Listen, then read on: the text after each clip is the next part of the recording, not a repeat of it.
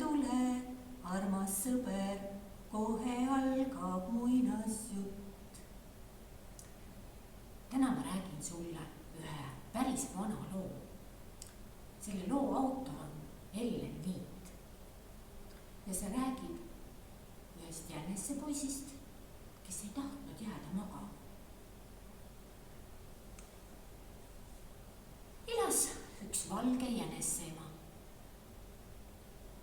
Tal olid valged käpad, valged kõrvad, väike roosa nina ja tal oli päev läbi tegemist ja toimetamist.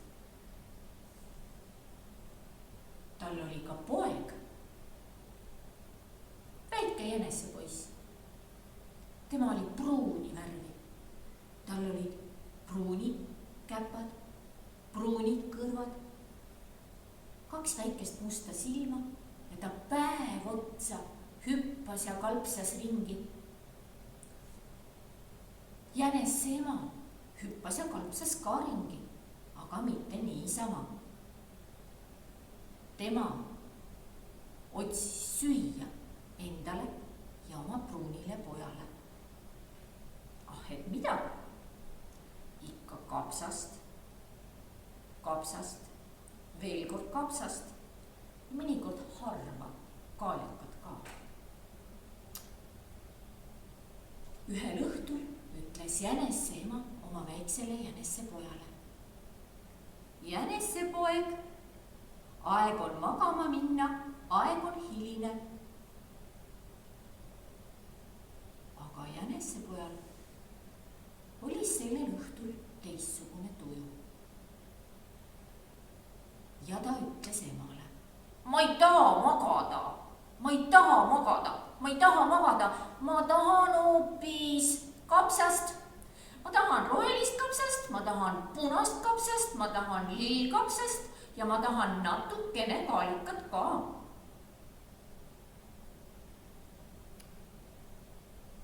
Kuule, jänesepoiss, kui sina praegu magama ei lähe, siis tuleb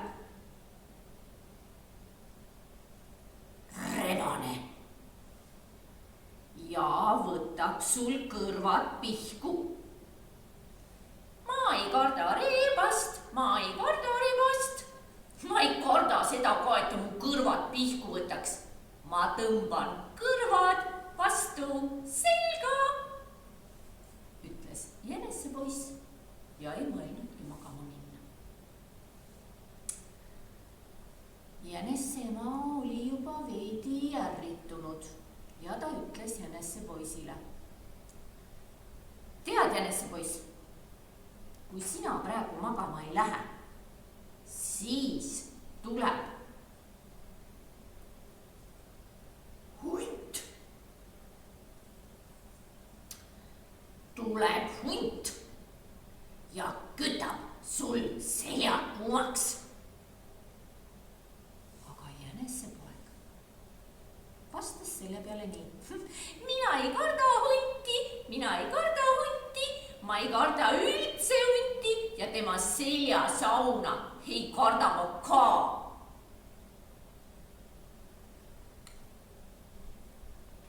Jäneseema oli päris nõutu. Ja ta ütles jänesepoisile: tead, jänesepoiss, kui sina praegu magama ei jää, siis tuleb karu. Ja see karu teeb sulle tuult sinna saba alla. Aga jänesepoiss vastas: ma ei karda karu, ma ei karda, et karu mulle tuult saba alla teeb.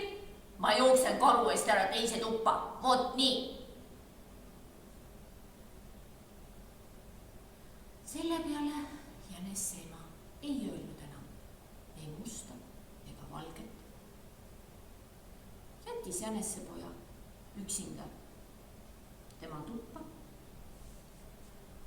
ja läks ise ära teise tuppa. Ja hakkas sokki kudu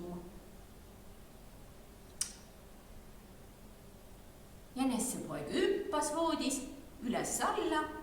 hoppa, hoppa, ma ei karda rebast, ma ei karda hundi, ma ei karda karu, ma ei karda mitte kedagi ja magada ma ka ei taha. korraga kuulis jänesepoeg nurgast krabistamist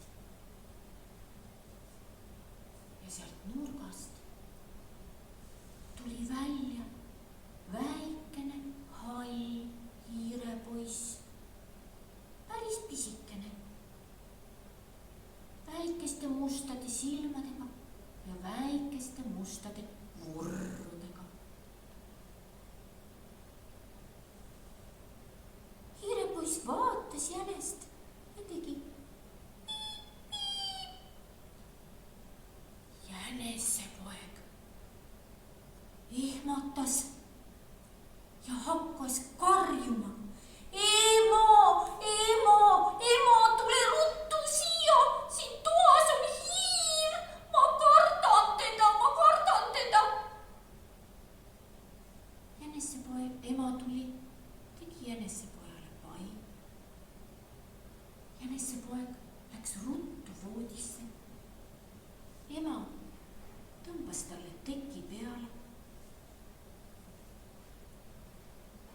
andis unemusi.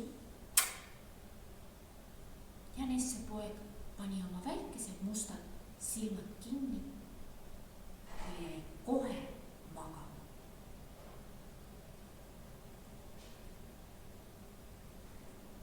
ei olnud vaja rebast,